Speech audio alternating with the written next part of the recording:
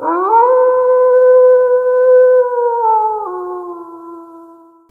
everybody, this is Martyn Ford here, and you're listening to Wolf Entertainment Radio. He is the Martyn Ford. I am Don Bown, and welcome to What's My Name?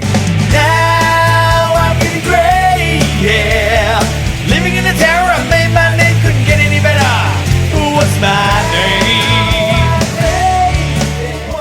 On this episode of What's My Name, we talk with the one and only Martyn Ford. If you're familiar with songs like Angie by the Rolling Stones, I Can See Clearly Now by Johnny Nash, Rosanna by Toto, You Can't Hurry Love by Phil Collins, then you're familiar with the work of Martyn Ford. He's also done projects with The Who, Elton John, Paul McCartney, Brian Ferry, Cliff Richard, Lou Reed, Mark Bolan, Bob Marley, Led Zeppelin, Kate Bush, Harry Nilsson, Grateful Dead, Barclay James, Harvest Camel, and I'm just getting started. If there was any orchestration on a song in the 70s and 80s, there's a good chance that it was probably done by Martyn Ford. Now with Wolf Entertainment, he has been re-releasing material that deserves a second go-around, as well as working with fellow Wolf artist Robert Moss. But before we get into all that, let's check out a song from the Martyn Ford All-Stars, which was re-released here on Wolf Entertainment, and this is a song called Flight.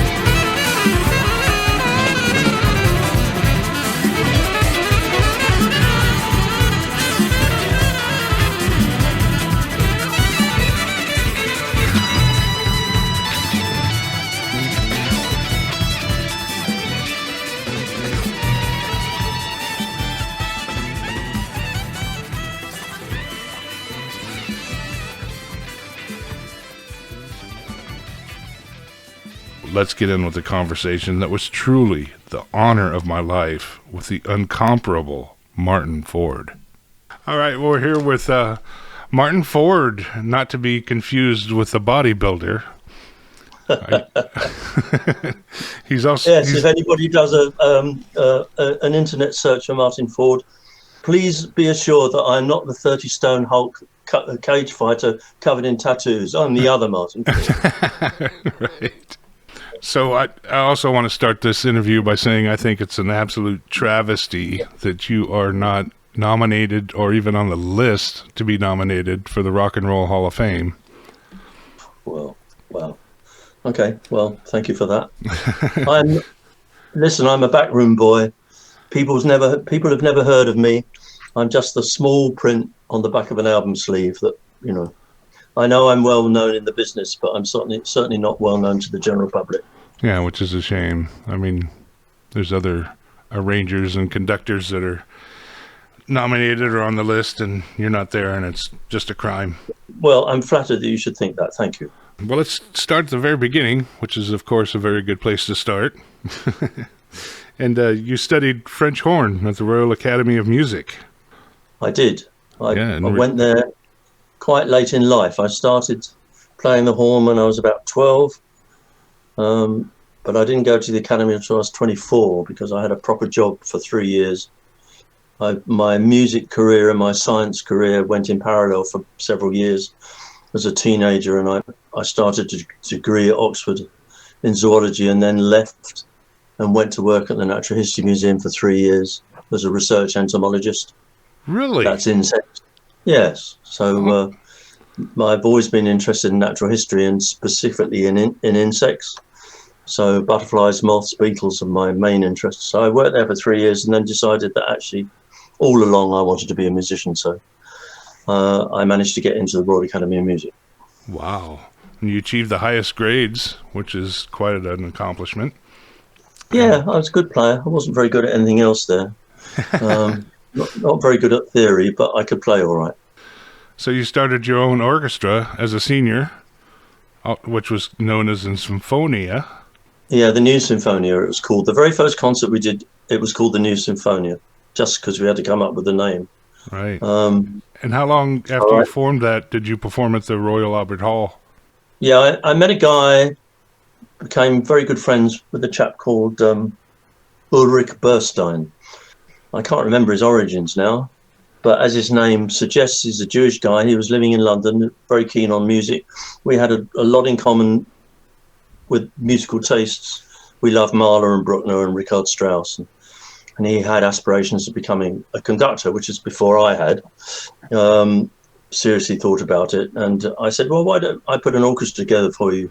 So I handpicked all the best students from all the London music colleges to put this orchestra together. I played in orchestras at the academy, but I also played in all the every day I played in a different amateur orchestra in London. So I got to meet a lot of other students who are also doing the same thing, because it's a great way to learn the repertoire.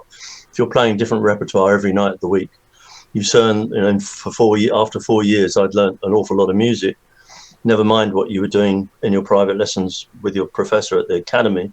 Okay. And I got to know all the best music students from the 5 main London music colleges. So I handpicked all the best guys and hired the Albert Hall, and we put on a concert. And there was nobody there, but the orchestra was fantastic, and we got a good write-up. And that was the sort of the first seeds, the germination of what happened and how my career took off from then, really. So from that, you started doing sessions for film, TV, radio. Yeah, it didn't happen straight away, but I would say that 2 years after that concert, within 2 years after that concert, I was monopolising the recording industry in London as far as contracting my orchestra out for recording sessions. So do you want to know how it first happened? Please. I moved into an apartment when I started. Well, actually, let's start again. My second bassoonist in the orchestra was a guy called Robin Thompson, and he was very good friends with a guy called Robert Godfrey. Robert Godfrey went on to become one of the founder members of a group called Enid. But Robert Godfrey at the time was also an arranger and conductor for a group called Barclay James Harvest. And they'd just recorded their first album for Harvest EMI. And they'd recorded that at Abbey Road. And then Robert had done the arrangements. And they wanted to go on the road. And they wanted to go on the road with an orchestra. And Robin just happened to mention to Robert, well, you should talk to Martyn Ford. He's got this amazing orchestra of very young musicians who were all into, you know, we were all listening to pop and rock in those days, as well as having our classical careers. And he said, you know, take them on the road. They'll be great. And the management got in touch with me. And we did. We toured the UK with varying sizes of orchestras, anything from about 40 to 60. And we did all the main big venues in the UK at the time, England, Scotland, Wales. We did the Wheelie Festival in front of 200,000 people. Wow. And then they did another album, and they asked me, by then they'd sacked Robert because he was a very talented guy, but he was very hysterical and very difficult to work with and a crap conductor. So I was playing French horn in the orchestra at the time. I was just another member of the orchestra, although it happened to be my orchestra. I use my in inverted commas. But they asked, I kind of stepped in. It just seemed to be natural that I would take over as an arranger conductor, and I just did, and it worked out really well. So the second album, I did the arrangements and conducting. The third album, I did the arrangements and conducting. And we did some tours. I did a big festival with them in Switzerland called Good News. We toured South Africa.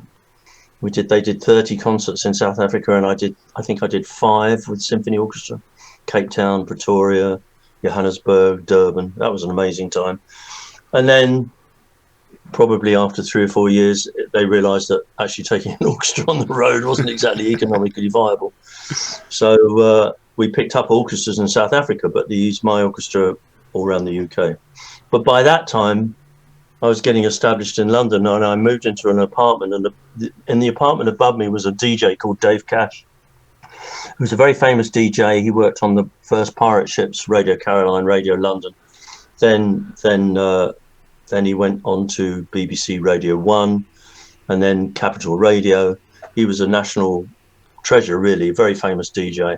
And we became really good mates, and he introduced me to a lot of people in the business, notably a guy called Ian Green, who was already quite a successful producer. And Ian started using my orchestra. And then one day, a guy called Danny Simmons called by to meet Dave. And Dave introduced me, and Danny said, and Danny was Johnny Nash's manager. And Danny said to me, oh, do you do arrangements? And I said, well, yes, of course I do. I'd never written an arrangement in my life. And he said, well, have a listen to this track. So he played me a rough mix of I Can See Clearly Now. And I just went, wow. You know, this was at a time when reggae was just beginning to really hit big in Britain. Just pre-Marley, just pre-The Police. It was just that time when the reggae scene was taking off. And I heard this record and I thought, this is going to be a huge hit. There's nothing I could do to this record that's going to stop it from being a huge hit. So he asked me, they wanted an arrangement for synthesizer in the middle bridge and then on the out. So I wrote this thing, pretty simple really, but it was basic, but it worked. And in those days, we didn't have polyphonic synthesizers. They were all monophonic, so you could only play one note at a time. And in those days, we only had maybe 8 or 12 track tape machines. So if you wanted to record, say, a 6-part chord, you had to record each line, each harmony separately, and then bounce it over onto a track and bounce it over to another track, gradually build it up. So to do that arrangement on Johnny's I Can See You Clearly Now took about a day. But of course, it was a huge hit, went number 1 all over the world, sold millions of copies, and that was my first hit record, really. And so that kind of helped. Although I was a bit pissed off that I didn't get a credit on the single. And I also remember, this is an interesting story. I put in my bill to CBS, to the head of A&M then, called Dave Margerison, the guy who went on to manage Supertramp. And I put in my bill, I think I charged 35 quid to do the arrangement. That's pounds, British sterling. And a fee for, doing the session on the day. And he rang me up and said, Martyn, this bill's a bit steep. So I knocked a fiver off, and he paid the bill, and then of course, you know, it sold millions, and I didn't get a credit. So Johnny was very upset. So he gave me, when we did the album, which I can see clearly now went on, and then I did 1 or 2 more tracks on the album. He gave me lots of credits on that.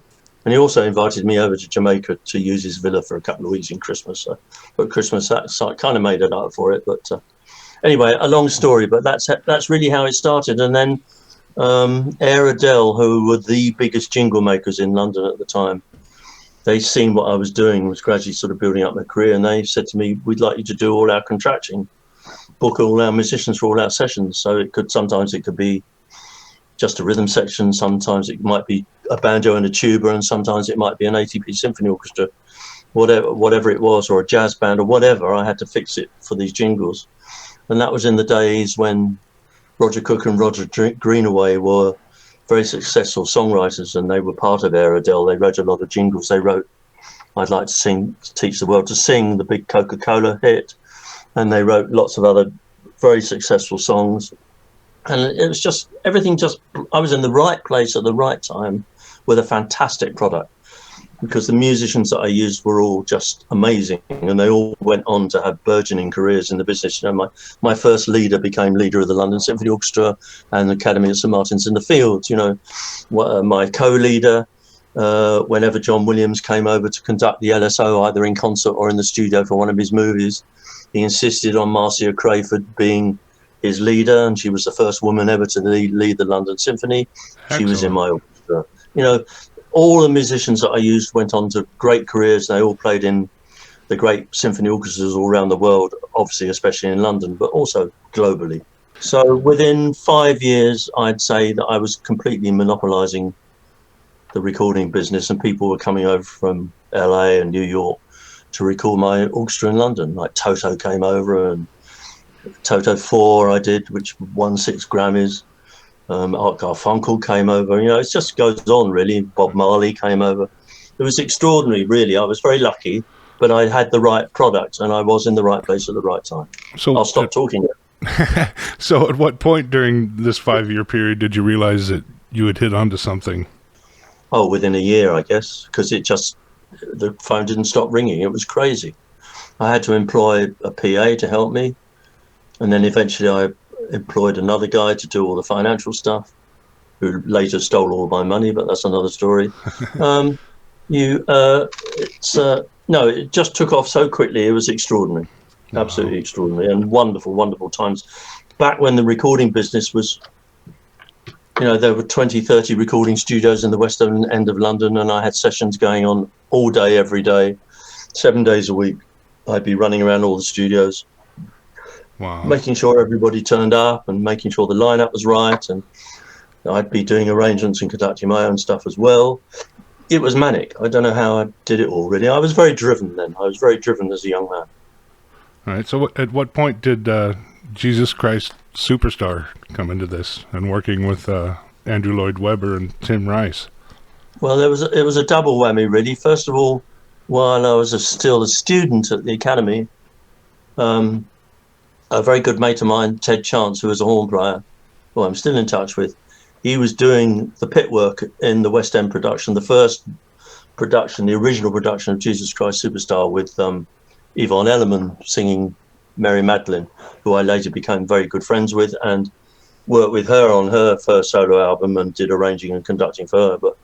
But I was Ted asked me to come and play in the pit, so quite often I was in the pit playing French horn in the original stage production of Superstar, with Yvonne up on stage, and Simon Phillips was in the pit playing drums. I don't know if you know who Simon Phillips is, but in my opinion, he's the greatest drummer in the world. Yeah, we're going to talk about him here in a little bit. Yeah, he became a very, very close friend, and we still are. But he was playing in the pit of Superstar when he was 16. Oh my gosh! That's how phenomenal he was. His dad was Sid Phillips, a very famous big band leader in London at the time. And then, as far as Lloyd Webber and Tim Rice was concerned, I can't remember which came first, to be honest. I presume they recorded the album I don't know. I don't know whether they recorded the album of Superstar before the show opened or vice versa. I don't remember. It's a long time ago. But anyway, because I was by then fixing a lot of sessions in London. Fixing means was the contractor for the musicians. Right. Before anybody knew who Lloyd Webber or Tim Rice were, they rang me up to get me to fix a few singers or musicians or whatever for some of the sessions, which we did in Olympic Studios, I think it was in Barnes, where I used to live, where I bought my first house. Oh. So yeah, I was peripherally involved with the album, and I was occasionally involved in the pit work in the West End show. Gotcha. So what do you see your role as a conductor or arranger being? You know, specifically, you know, working with musicians who don't necessarily read or write music. I mean, do they come to you with the melody, or is that something that you're mainly responsible for? A lot of musicians do read music, and certainly all the session musicians in London, with very few exceptions, read. If you're talking with a rock group who don't read, they would come with a rhythm track and say, we want a brass section, or we want a string section, or whatever it might be, an orchestration. And they might give me an idea, a thread of an idea of what they were looking for, and I would just go away and write them what I thought was appropriate music. And luckily for me, 9 times out of 10 it worked. I mean, it didn't always work, but most of the time it was good. Nice. One's job as an arranger is to try and realise what the artist wants and to try and enhance the track. So it's a very interesting process and something I've always enjoyed doing. Excellent. Well, you also had your own, besides working with everybody in the 70s, you also had your own thing and had somewhat of a disco hit in 1977 with Let Your Body Go Downtown.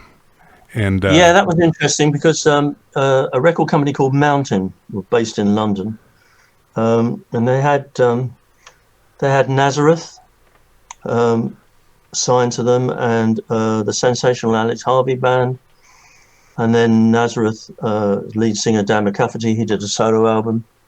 I can't remember who the other artists were, but they probably had 6 or 7 very successful acts signed to them at the time, and they're doing all right. And one day I got a call from the office. I'd done some work for Nazareth. I can't remember what. And again, I can't necessarily remember the chronological order of how things happened. But Dan McCafferty did a solo album, and he asked me to do all the arrangements and conduct that. And that was exciting. We did some great tracks. But I got a call from Mountain office saying, Martyn, could you come in for a meeting? So I went in for a meeting, and the 2 directors said, would you like to make your own album? Which was like extraordinary because, you know, I never considered myself to be an artist. As I said to you earlier, I'm just a backroom boy, and my name's in the small print. The only people who know about me are nerds who read the small print on album covers, you know. And so, of course, you know, I was just so excited. I bit their arm off. Of course, I'd love to do my own album. What do you want? They said, well, just do what you want to do. What do you want to do? So I had a completely free hand, really. So obviously I went away and thought about it a lot. And I just listened to music that I was listening to at the time and sort of chose tracks that I really liked. Music that I really liked and was really enjoying, like the Brecker Brothers. And, you know, I love sort of funk stuff, really. I mean, disco, yes, but more funky stuff than that. Right. And so my first album, all I did was take tracks and then reorchestrate them and turn them into instrumentals. Although some of them did have some vocals on, which in some cases I did, or I did with the help of session singers and blended in with them. There are a couple of instrumentals on there that got a huge amount of airplay. One was called Gone with the Wind, which was based on the movie theme. Da-dee-da-da, da-dee-da-da. I did that, and that had a huge amount of airplay on BBC Radio 1. They used it as a filler running up to the news almost every day. So it was a huge airtime hit, but didn't get in the charts. But it was promising, and they did some good videos, promoted it, and that was on Top of the Pops and stuff like that. But it never really took off. But so they then gave me a budget to do a second album.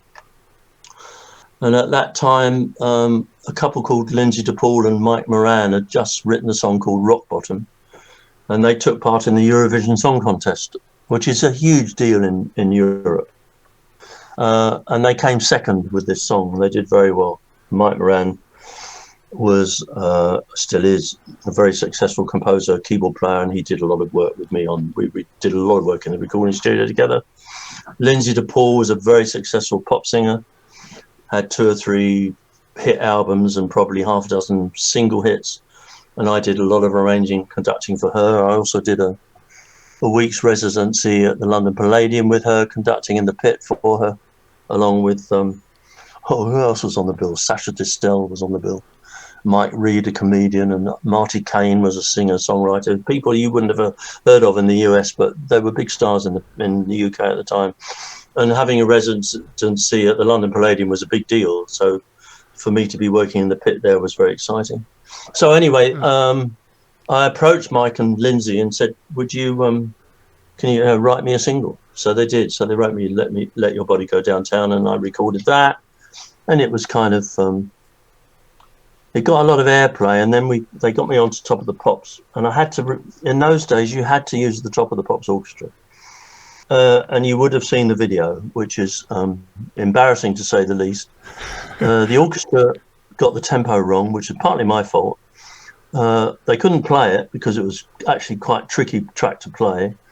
And half of them were pissed anyway. So the actual result was awful. And I said to the TV producer, I said, "Can we do it again?" I said, "It's awful. You can't put that out." He said, "Can't do it again, mate. You put it out, or we won't either put it out as it is, or it won't go out at all." Well, you know, I was like very green early in my career, and here I was with just the possibility of having my first ever hit record. So of course I had to let it go, and it went out. But it's probably the first time that anybody appeared on Top of the Pops. Instead of the record going up, it went down. So there we are. Shit happens, as they say. Yeah. I talked to Wolf about it, and you know, we had to give you some crap about your hair and that video, and okay. Also the lapel buttons; those were pretty big and loud. Well, you know, it was just the suit I had at the time. I'd got married in that suit, and I just liked sticking things on. I was just trying to, I don't know, you know, what was I thinking? I don't know. It was the 70s. I mean, come on. It was the 70s. Come on, you know. It was almost 50 years ago. Give me a break. And I enjoyed it. And you know, people take the piss out of me, but well, you know, I did it. I got up there and did it, and better to have done it than not to have done it. It was an experience. I did quite a few Top of the Pops. I appeared on Top of the Pops with Phil Collins a couple of times, and yeah, you know, so it was fine. I don't mind. I don't mind people ribbing me about it. I did it. You know. Better to have been a has-been than never was, as they say. Right, exactly. But I noticed that the B-side of that single was a song called "Horny," which I believe you revisited on the Martyn Ford All-Stars. Yes, we decided to re-release the album thanks to Helmut. So I had the album digitized, and then Helmut remastered it. We remastered it together. So stuff sounds even better than it did 50 years ago. And "Horny" was the only track I wrote on the album. I've never claimed to be a composer, but I just had this idea of a time signature. It's quite a complicated track because don't wish to bore people, but those of you that know about music, the main section of the song is in 5/4 time, and the middle of the section of the song is in 7/8 time. So it's rhythmically very complicated. It's if you try and dance to it, you've got to be pretty cool to be able to dance to that.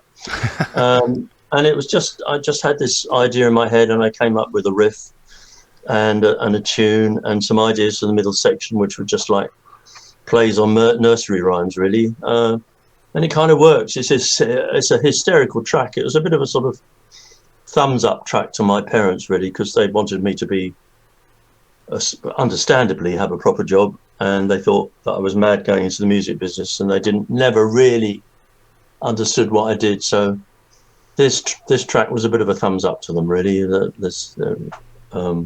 we are. It was just my idea of mocking them in a way, a bit cruel, but nevertheless, it was very heartfelt at the time.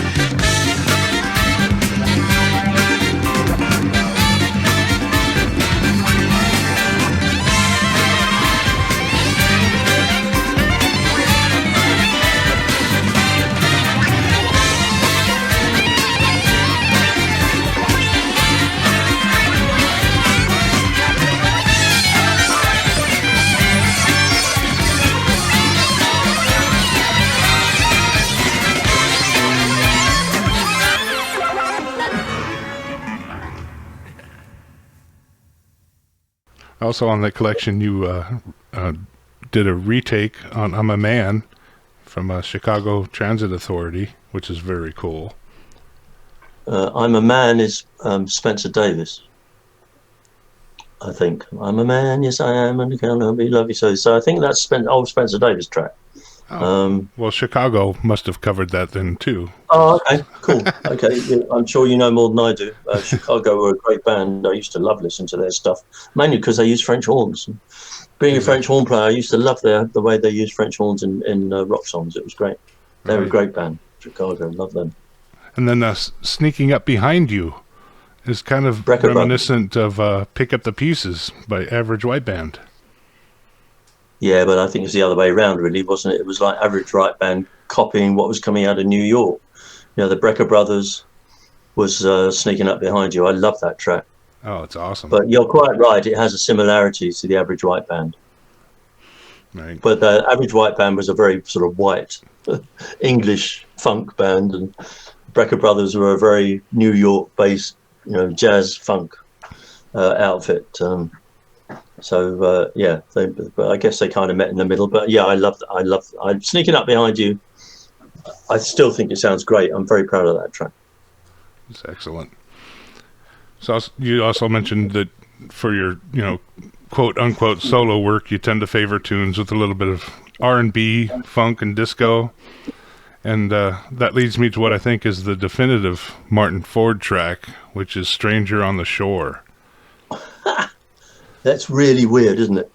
It's weird. Every 3 months, Helmut sends me my account from, downloads from all over the world, YouTube, Spotify, all the rest of it.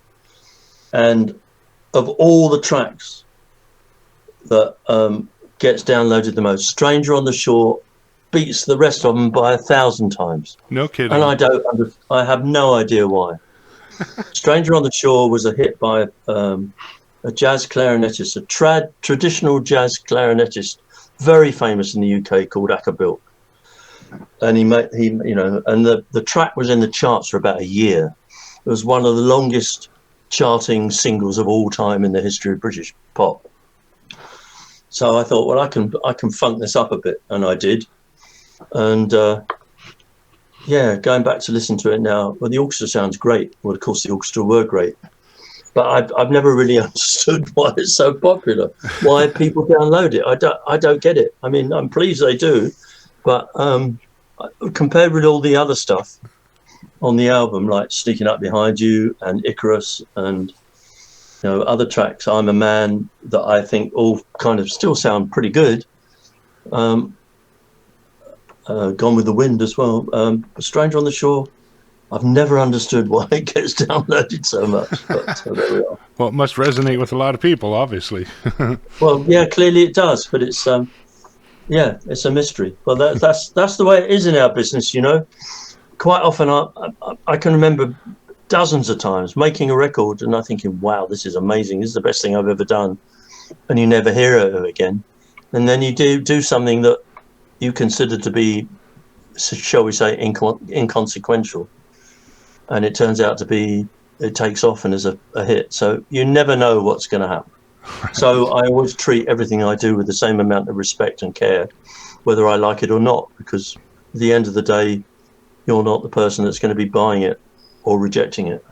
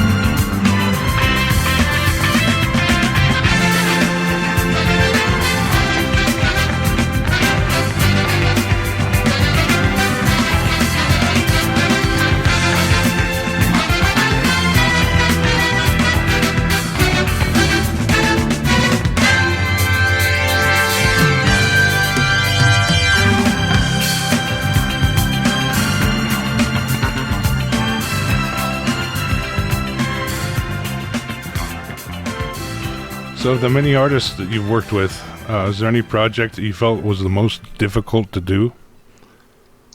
Ooh. I'm specifically thinking of... Go on, sorry, say again. I'm specifically thinking of Terrapin Station by the Grateful Dead, in which Mickey Hart was not happy with your orchestral overdubs. I mean, was he not? Okay, well, nothing to do with me. I just waved my arms around in front of my orchestra. Whoever was responsible for inviting Paul Buckmaster to do it, I don't know. Either the producer, presumably the producer, got Paul to do it, and Paul invited me to conduct it, as he did a lot of his stuff. I conducted loads of Paul Buckmaster things. It's probably the greatest pop arranger there's ever been. I tip my hat to Paul because he is the best, and he was a very close friend and a total inspiration to me, and really the work that he did inspired me to do what I did.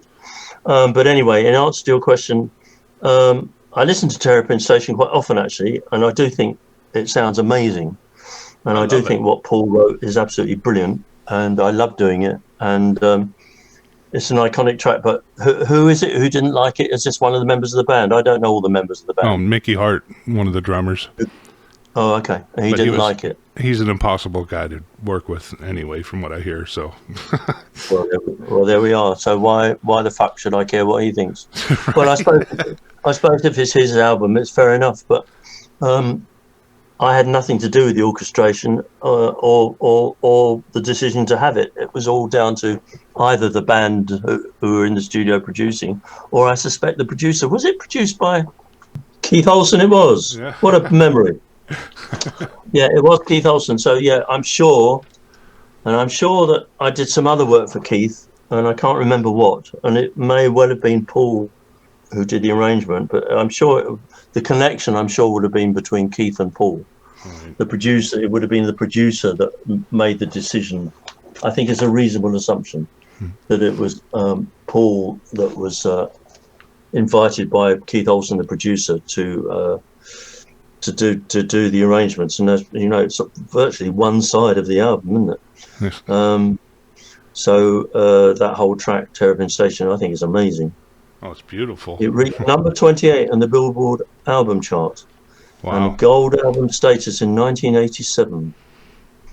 So yeah, I'm sorry Mr. Hart didn't like it, but I like it, and I'm proud to have done it. So you have recorded all over the world, so what's the most unusual recording situation that you've done?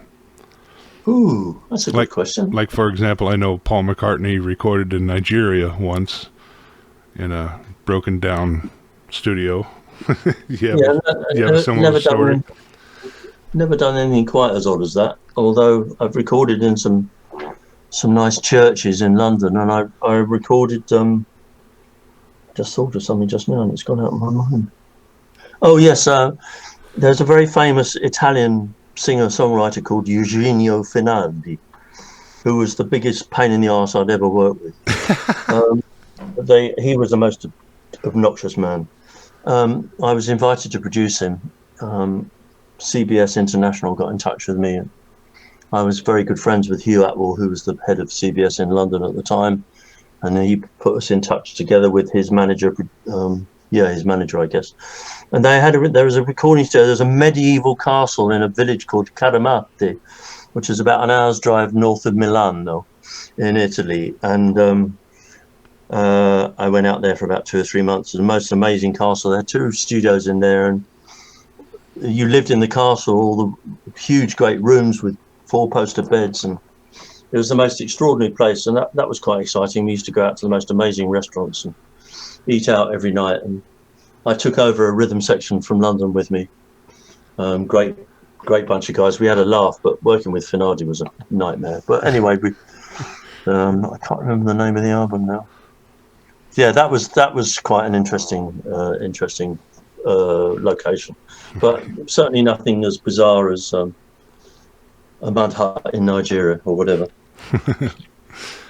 I mean, the thing is, of course, most of my work, not all of it, the Finardi thing was a rhythm section, but 99% of my work was done with an orchestra, and basically you've got to record an orchestra in a concert hall or in a recording studio, haven't you? There's nowhere else you can do it, really.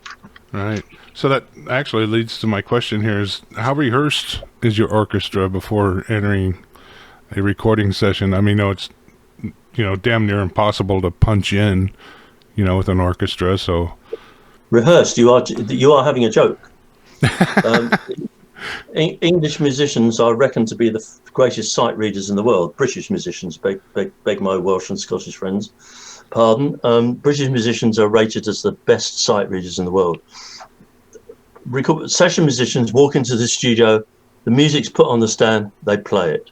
They put the red light on, they record it. That's how it works. I mean, I've recorded with the London Symphony Orchestra. I did the classic rock albums, and we would run it through just to make sure there were no wrong notes in it, and then put the red light on. And that would be the same with everything that I ever did, whoever it was with. You'd have a run, and it's even easier now, because in those days everything was done by pencil and paper. So my scores are written out on pencil and paper, and the copyist would write out all the parts with ink and present the parts. Now, of course, everything's done on a Sibelius on a computer, and you can produce a MIDI file so you can hear what you've written electronically, so you can check that there are no wrong notes in it before you go in the studio. So when you go in the studio, there are never any mistakes. You might want to change things, but there's never any wrong notes. There's no mistakes in the copying. So you just go in and you put the light on and you record it. So as I say, one run through, red light, thank you, next. Wow, excellent. That's the way I did. But I'm sure it's the same in New York and LA anyway. I mean, you're dealing with top-notch musicians here, so. Yeah, you'll be dealing with the best musicians in the world. I said to you, my guys went on to be playing the top international orchestras in the world. They knew what they were doing, and they still are. Some of the guys that I went to the academy with are still working.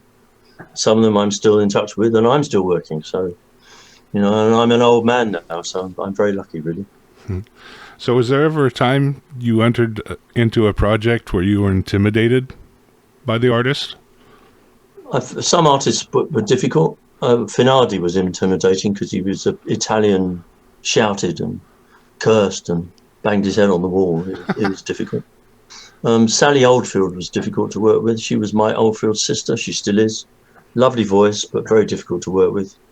But it's interesting because these people are successful, but not really that successful. While all the great people that I work with, the people at the top of their game, the great artists, the great professional people that I work with, I've been lucky enough to work with, like Elton or Phil Collins or Bob Marley or Toto or whatever, the list goes on, Brian Ferry. They're all just lovely, lovely people. Very nice to work with, very professional. Mick Jagger, lovely, terrific, professional, slick, knew what they wanted, but polite, kind, and on top of their game. So never felt intimidated by them. In fact, in a way, the opposite. I felt very much, don't take this the wrong way, but one feels very much they're equal. You're there to do a job, your best job for them, and they're pleased to have you there, and they want it to work too. So never felt intimidated ever. No. Excellent. So as a producer, what did you feel the recording differences between recording an orchestra and analog and digital? Which do you found? Well, didn't make any difference sounds to me. better? I just stand up in front of the orchestra and wave my arms around. Whatever goes on in the control room, because I was sort of at the middle of when things went from analog to digital in the sort of, I suppose it started mid-80s roughly, maybe early 80s, and the transition was fairly quick. And I mean, I'm still living in the analog world, really. I still write my arrangements on bits of paper, and then I give them to somebody else to put onto Sibelius. I've never been able to have the time or the patience or the inclination to sit down and learn a software program. I can't be bothered. So what do you think, what are your thoughts on the future of music, with synthesizer and digital technology? You think synthesizers helped kill off the business in London to an extent, and the digital age has killed the session world. I mean, as I said to you earlier, in the 70s and 80s, I might be putting out 2 or 3 orchestras a day, every day, 7 days a week. I'd have sessions going on morning, afternoon, and evening, all around the West End of London and further afield. There'd be recording studios just outside London. Baker Street. Jerry Rafferty recorded at Oxford. So it goes on. You see, in those days, you wanted to put down a rhythm track. You'd invite your drums, bass, guitar, keyboards, couple of guitars, whatever, and you'd all meet up in a recording studio. Then you put a chord sheet in front of them, and you'd lay down a rhythm track. Now people don't do that. You don't have very seldom do people record live bands. Somebody in LA will put down a drum kit, and he'll send the track to somebody in France to put down a bass on, and they'll send it to somebody in London to put a keyboard on, and so it goes on. And so it's a lot more soulless in a way. You don't get, while working in a studio with a live band was such great fun, because you'd put together a rhythm section of guys that maybe had never worked together, and then it would all kick off. People would, oh wow, this is great, I love this guy's playing, and they'd bounce off each other, and things would come up with ideas that you hadn't thought of, and music was live and spontaneous and exciting. Now music is soulless, and certainly most of the rhythm tracks that I hear these days, of course there are exceptions, and most of the songs that I hear these days don't have the same vibe. There are some great singers around that I'm listening to now. I hear a few great voices, but they're a few and far between, and I think it's just a completely different business now, and in a way I'm glad I'm no longer part of it in the way that I was before. But there are certain exceptions to this working remotely, and that is your connection with Robert Moss through Wolf here. And well, that was interesting, because Helmut Wolf was kind enough to sign me up as an artist, so that we could re-release my old album, and we're about to do an EP of my second album.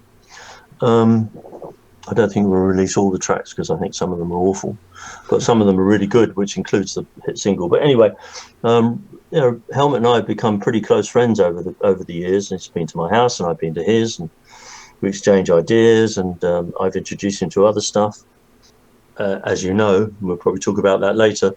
But he'd gone to Australia, and he met Robert Moss. I don't know exactly how. I mean, maybe through a friend of his wife's, I think. And Robert's a very talented composer who lives in Sydney. He does quite a bit of film music and TV music and other stuff. He had this project in mind, and he told Helmut about it, and it required an orchestra. And Helmut said, well, you should talk to Martyn Ford. He works in Prague a lot with a very good symphony orchestra who are excellent. And coming to London to record a great orchestra in London is very expensive these days. Session rates are very high, studios are very expensive, there aren't many of them. So Abbey Road and Air Studios are the main ones, and they're very expensive. But Prague they're not as good as London, but they're 90% as good, and they're probably about a third of the price. So going to Prague is economically viable as well as artistically perfectly doable. Right. So I'd already worked in Prague a lot for another company that I do a lot of work with over the last few years. So Robert and I got together, and Robert invited me to conduct the sessions, and we met up in Prague, and we did the first album, Desire, probably about 4 years ago now.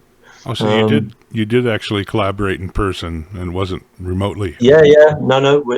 I flew to Prague. Robert flew to Prague, and we laid down the orchestra over a couple of days. That was really exciting.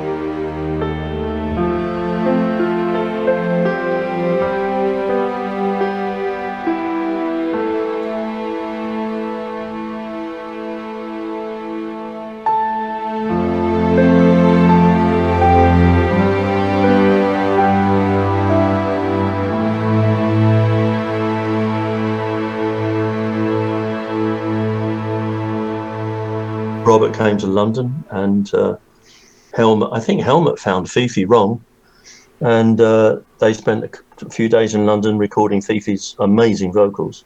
Oh gosh! And then Robert did, I think, the rest of the stuff he did back in Sydney. I think it's some synth and some guitar, and the guzheng, which is a Chinese traditional Chinese instrument.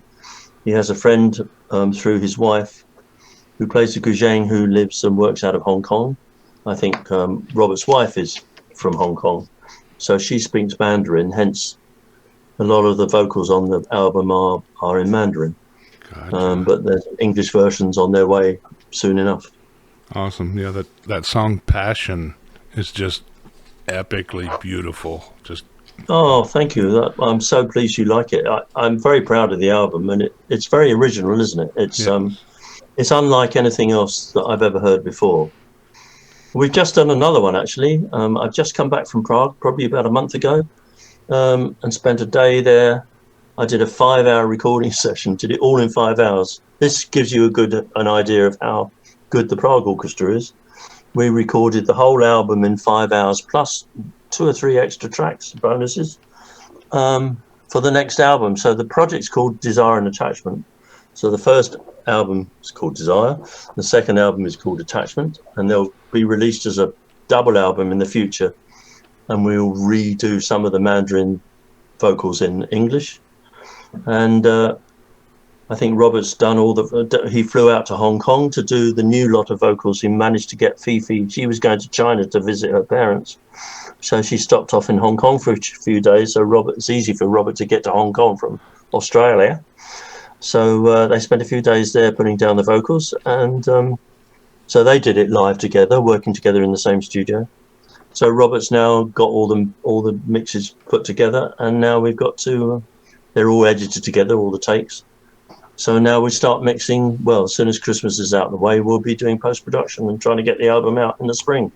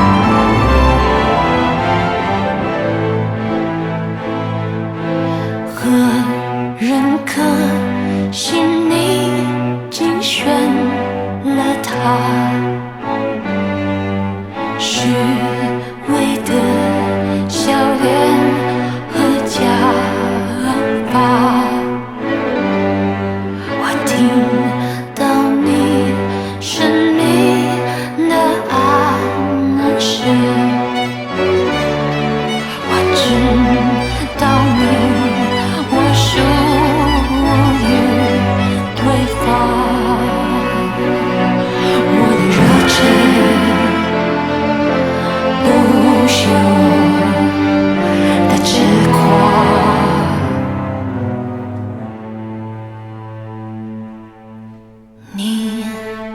的神贩卖藏着宝藏，心中的火焰刺眼的光，阴阳两界能否相遇？身心所感与灵魂相连，我的热忱不能休的痴狂，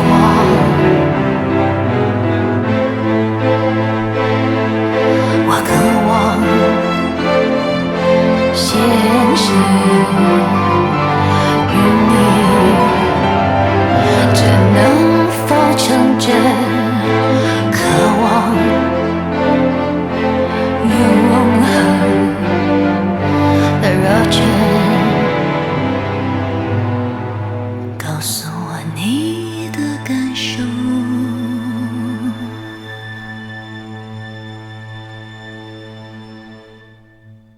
All right, well, let's talk about something old and something new. Let's discuss a little bit about your involvement with what was first called the Bible album. And these artists, was it you that came across them busking in London? No, you're on the right track, but nothing to do with me. It was a guy called Andre Jaoui, who's a sort of French, Israeli, wheeler dealer, producer. He does a bit of film production. He's a bit flaky, but he's around. He discovered, he was married to a quite a famous in France French singer called Jean Manson, who's American but lived and worked in still does lives and works in France very successfully. She's had a lot of hit records in France, and they discovered this group of Christian singers who were on the streets busking, and they got chatting to them and talking to them and realized that they were A, very talented, and B, had this vast catalogue of songs.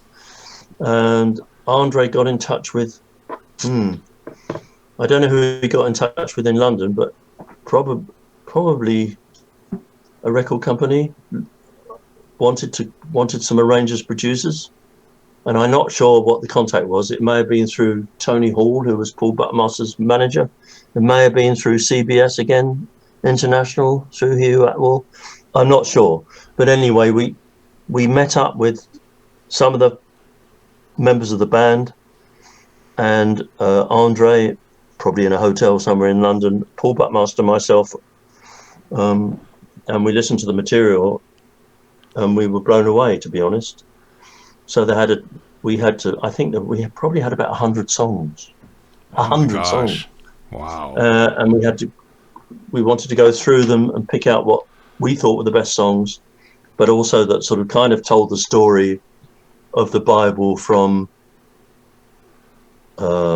Genesis right through till the resurrection of Christ. Right. So it's Old Testament and New Testament.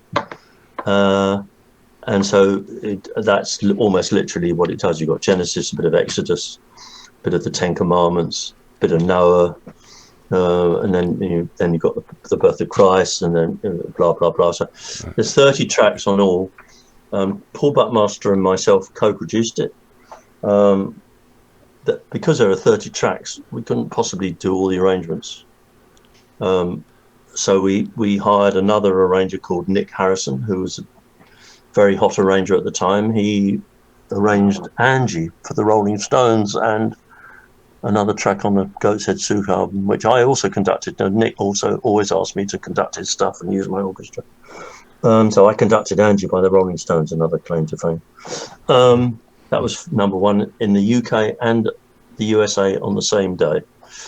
That was exciting. Anyway, so back to Testament. So there were 3 of us, so we did 10 tracks each. It was easy to split up 30 tracks between 3 arrangers.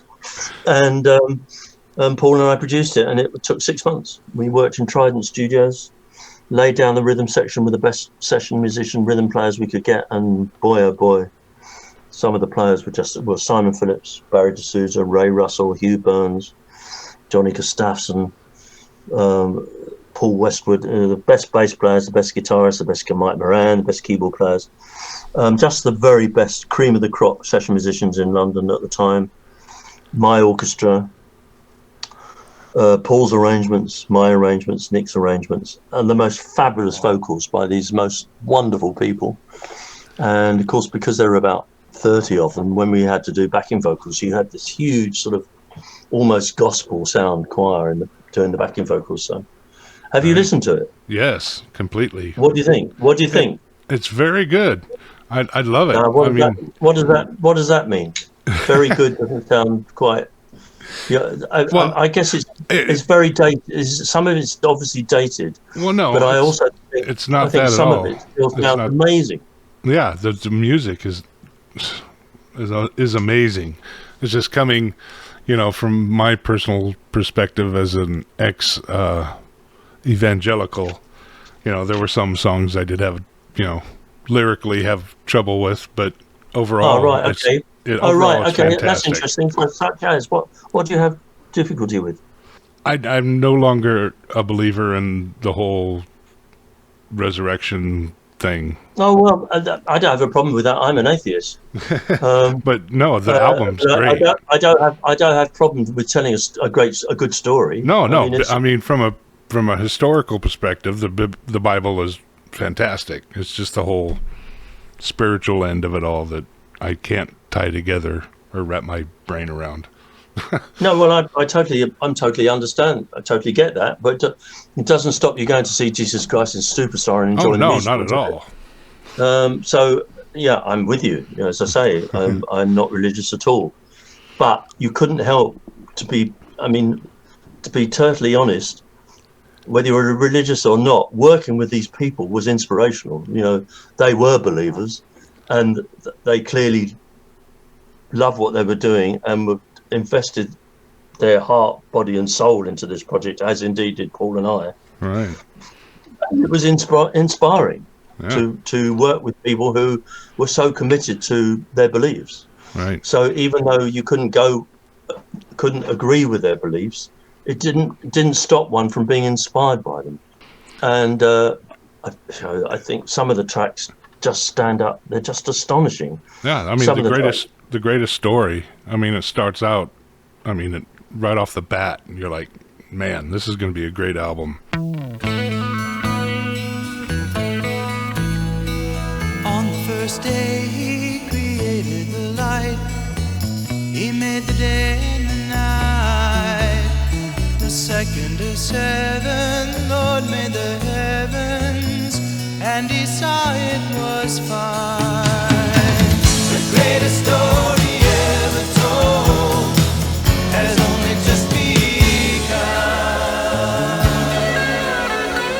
On day number 3 he divided the sea, he made the land and the trees.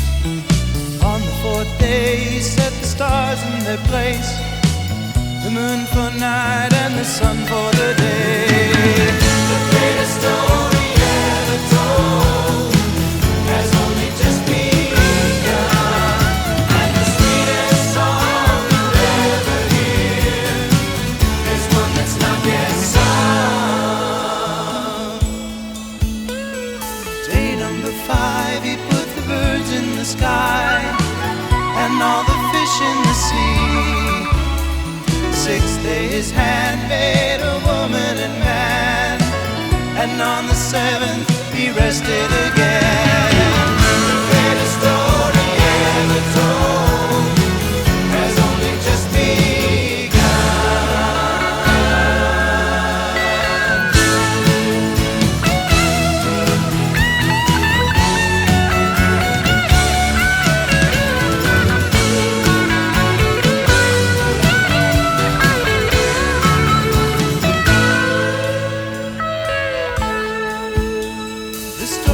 is told.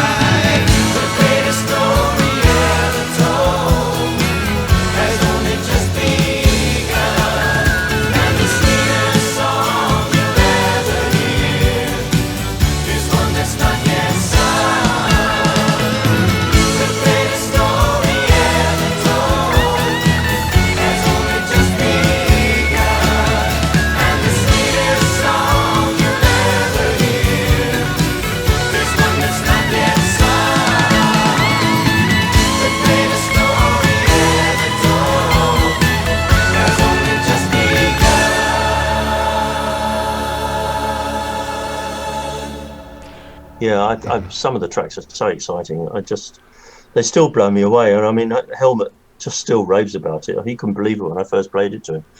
It was such a shame that it never took off in the first place. But all sorts of politics and all sorts of stuff, record companies, blah blah blah. So now, whatever it is, 50 years later, to be able to re-edit it, remaster it.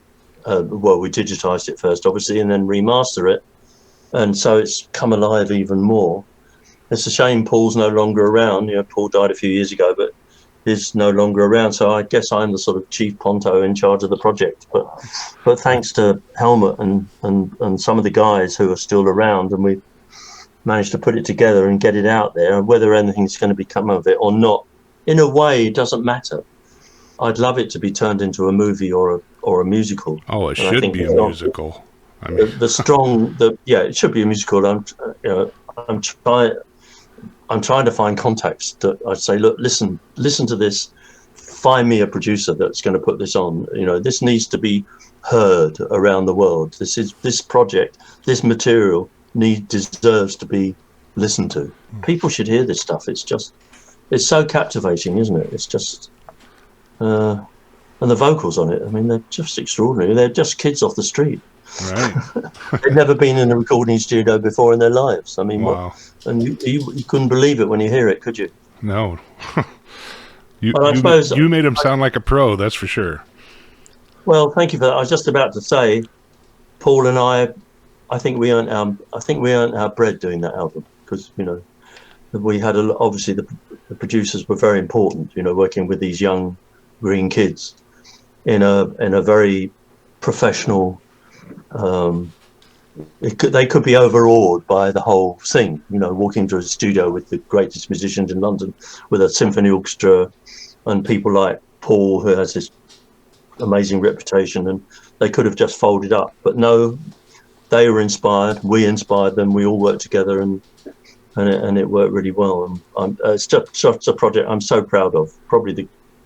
I've done some wonderful records, and I'm very proud of them, but this has to be up there. And of course, as I said to you earlier, some of the stuff that you do never gets heard, and here's a prime example. And This deserves to be heard, because it's just an astonishing work of art, in my opinion.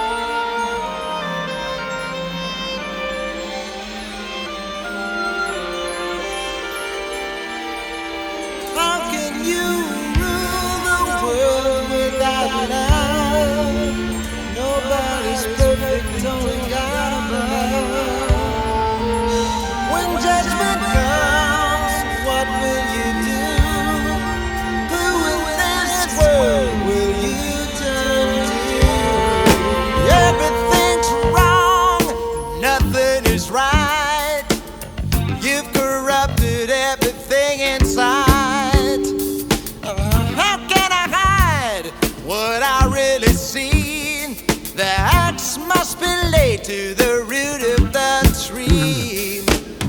You think the word repent has nothing to do with you, but if you want to change your ways, you'll have to let God change you. Yeah.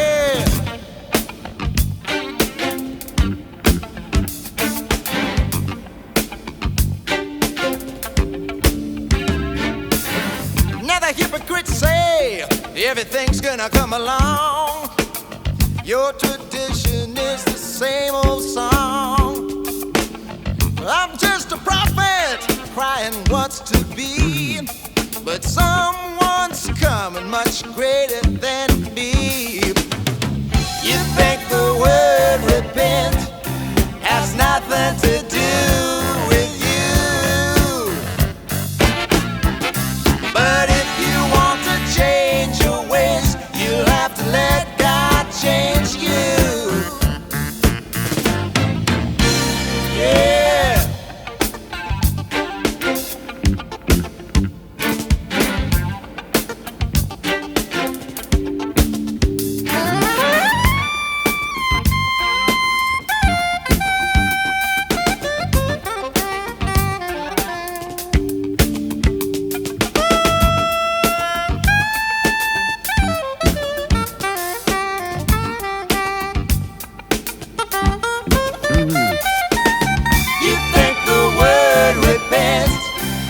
has nothing to do with you. But if you want to change your ways, you'll have to let God change you. You think the word repent has nothing to do with you. But if you want to change your ways, you'll have to let God change you. You think the word repent has nothing to do with you. But if you want to change your ways, you'll have to let God change you. And you mentioned earlier Simon Phillips. You want to discuss Yeah. his performance on this thing? Yeah, well, Simon, I've always rated Simon as the best drummer in the world, and I still think he is. And I'm proud to call him a friend, and I see him every now and then, and we keep in touch. And he was over recently because Mo Foster, who was a very famous session bass guitarist in London for decades, he died about a year ago, and I got Mo the job with Phil Collins. He toured with Phil Collins for a while, and I introduced Mo to Phil. They got on well, and they did a concert, a memorial concert for Mo in London about, I don't know, 6 months, a year ago, and I went up for that. And Simon flew over from LA to be there to play, and which was an amazing thing to do. And because Simon and Mo were in a band together years back, and Simon's got this amazing band called Protocol, who are producing my kind of music. It's sort of funk jazz, Yeah. which was really where I come from. I mean, Weather Report's my favourite group band of all time. So, and I guess Protocol and a band called Dirty Loops are the two bands that I love more than anything else on the scene at the moment. And Simon's coming over to Ronnie Scott's. He's doing a week at Ronnie Scott's next year, so I'm looking forward to that. We should definitely go to that. Well, you mentioned Weather Report. Are you which bass player? Jacko! Jacko, of course. Yeah, he started it all, didn't he? The greatest bass player there's ever been. And he's still there, really, isn't he? He's never been bettered, really. I mean, there've been some other great bass players, of course. But I still think Jacko's the man. Right. When you listen to his stuff on those Weather Reports albums, It's mind-blowing. it's just exquisite. It's a combination of superb technical ability and sublime musicianship. Just phrasing and just the complete musician. So here you are in your 80s, and obviously it's your love of music that keeps you going instead of, being a pensioner and sitting back and enjoying your tea and crumpets. Well, I started out thinking I was going to be a professional horn player, and I was, I suppose, to an extent in London. I still carried on playing whenever I could book myself. When the orchestra was booked out and they needed French horns, I would always book myself to sort of sit on the end of the French horn section.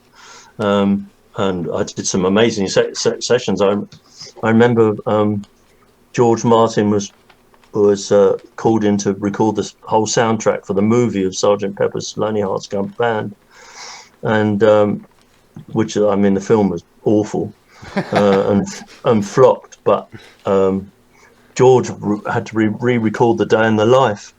So he rang me up and asked me to book my orchestra, which is a great honour because George didn't always use my orchestra. He did occasionally. I did Live and Let Die, the movie, and the McCartney's track, and then this soundtrack for the movie Sgt. Pepper. So I booked the three best horn players in London and then stuck myself on the end because he needed four horns. So there I was, sat in Abbey Road 1, playing Day in the Life with George Martin conducting. So that was the stuff of dreams, really. That was a great day. I started out thinking I was going to be a horn player. Well, I'm still playing. So at 80 years old, I still play in 3 or 4 local amateur orchestras for fun. I played in a concert last weekend.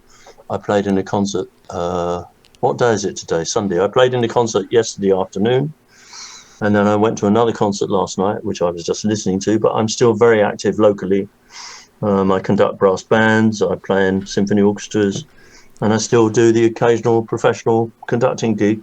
Hence, just got back from Prague doing another album for Robert Moss. So, All right, you said music. you're still conducting, and I was looking up, and which musical on the London West End have you not been involved with? Well, not that many, but yeah, I did a few back in the day. Yeah. It's been an interesting career, working with pop groups and working with symphony orchestras and doing musical theatre as well. I've been blessed, I suppose. It's really weird how the career took off. I started out as an entomologist at the Natural History Museum, and then suddenly I'm on top of the pops with Phil Collins. It's very bizarre. Incredible. So of all the artists that you have worked with, is there any artist, present or no longer with us that you would like to or wish you have worked with? I'd like to have actually worked more with Kate Bush. She used my orchestra on one album, but I didn't actually do the arrangements or conduct it. And I always admired her stuff. Who do I like? Well, Michael Jackson, I wish I'd been Quincy Jones, and I wish I'd been Quincy Jones, not Quincy Jones. Right. But I can't argue with what Q did. I mean, I think Jackson was the greatest artist of the last 50 years. Apart from that, I suppose most people that I wanted to work with, I was lucky enough to work with. There aren't too many that I've not worked with who I would have liked to have worked with. So I've been lucky, really. I suppose there must be others, but I can't think of them for the moment. There's some good singers around at the moment. There's a singer, saw this singer on TV last night called Ray. Absolutely astonishing singer, astonishing voice. Just awesome. Check her out. Really black girl. I think she's probably English. And I don't know whether it's R-A-E or R-A-Y. I've got to look it up. But she's really good at it. I wouldn't mind working with her, but, I think my days of working in the pop business are over because there's always new kids on the block. And I'm kind of out of the scene now, but I'm very proud of the fact that a lot of the records that I made are still played on the radio every week. Because apart from anything else, it keeps me alive. It's my pension. Because every time something gets played on the radio that I performed on, I get a few pennies. So with thousands of radio stations all over the world, and the money gets collected by PPL, I get a little check every 3 months, and that's my pension. It literally keeps me alive. Otherwise, Excellent. I'd be struggling. I don't make enough money working now to live on, but the hit records, there are probably 20 or 30 hit records now that get played on the radio every day that I performed on, and I'm very grateful for that. Things like I don't know whether the Real Thing, if that means anything to you in America. They had big disco hits. They're a Liverpudlian group. I Can't Get By Without You, You to Me Are Everything. They're played on disco radio every day. Phil Collins, I Can't Hurry Love. I arranged and co-produced that, conducted it. That gets played every day. I Can See Clearly Now, Johnny Nash, that gets played every day. Angie by the Rolling Stones, that gets played every day. There's quite a few of them, and I'm very lucky that people want to hear them and they get played. And every time one gets on the radio, it's a bit of a ka-ching moment for me. Nice. So how many albums do you have in the vault here? What's your future with Wolf? What's going on? Don't know. I got my own album that I think I mentioned to you. It's just been remastered, and we're going to we're not re-release all of it, but we're going to release 4 or 5 tracks that I think are sort of vaguely acceptable. It's not as good as the first album because I was trying to make a hit record, and that's fatal when you're trying to make a pop record. And I got a singer-songwriter called Gary Benson to write some songs for me, and I'd done an album with him. He was a sensational songwriter, and the album was amazing, but he wrote stuff for me that didn't really work. So there are 3 or 4 tracks on it that I really like, including Let Your Body Go Downtown, but that deserves to be re-released, just for a bit of nostalgia. Other than that, there's nothing in the pipeline, really. I think Robert is very keen to start doing some concerts. We are talking about doing a concert in Sydney and a concert in Hong Kong and concerts in London. Wow. So I know I'll be involved in conducting those. So I love performing in front of orchestras in public. So to conduct a few concerts would be fantastic. Other than that, I'm not sure that what else is in the pipeline. Not a lot, but there's always something comes up. So But like hopefully you said, there'll your be phone more. still rings on occasion. Hopefully the phone still rings occasionally. Indeed, it does. But having got recently, I remarried just over a year ago, 1.5 years ago. So I've got a beautiful new wife, and life is good, and we're enjoying life to the full. So if the phone doesn't ring anymore, it's not the end of the world. Fantastic. Well, thank you so much, Martyn. This has truly been the honor of my life talking to you. Yeah, I've been one of those music geeks that you mentioned earlier, and I read liner notes incessantly. So I've known about you for many years. And like I said, that's nice. it's truly an honor to talk to you. Oh, it's an absolute pleasure because it's really interesting talking to people like you because, as I said earlier, I think sometimes people like you know more about me than I do. And also you remind me of things that I'd forgotten about. So it means that you refresh the memory and I suddenly think of something that I hadn't thought of for years. And so it's actually quite empowering to be interviewed and come up with stories that I'd completely forgotten about. So I'm sorry if I go off at tangents occasionally, but and there are lots and lots of artists that we haven't spoken about that I work with. So I'm in a way I'm intrigued to know what stuff that you've seen my name in on the small print in that you like. You know? Yeah, that'll have to be another show. Yeah, well, we could fill a whole nother show with that. It's an absolute pleasure, mate. I really enjoyed chatting to you, and thanks for your time. Excellent. Thank you too, sir. You're very welcome, Don, anytime. All right. Have a great holiday. Yeah, when you speak to Helmut, give him my love. I will. Okay, take care. Happy Cheers. holidays. All the best. That was the incomparable Martyn Ford. I would like to take this opportunity to thank Helmut Wolf for having so many great artists for me to chat with. It has been a true honor, and indeed, talking to Martyn Ford has been the true honor of my life. You can find the music of Martyn Ford as well as all the other Wolf Entertainment artists at wolfentertainment.de. Click on the catalog section where I encourage you to download songs from these artists. Downloading really is the only way these guys make any money. Streaming is cool, but downloading is the way to go. I would like to thank you for joining me on this episode of What's My Name? My name is Don Bown. I'm here to remind you that music is the spice of life, so don't be so damn bland.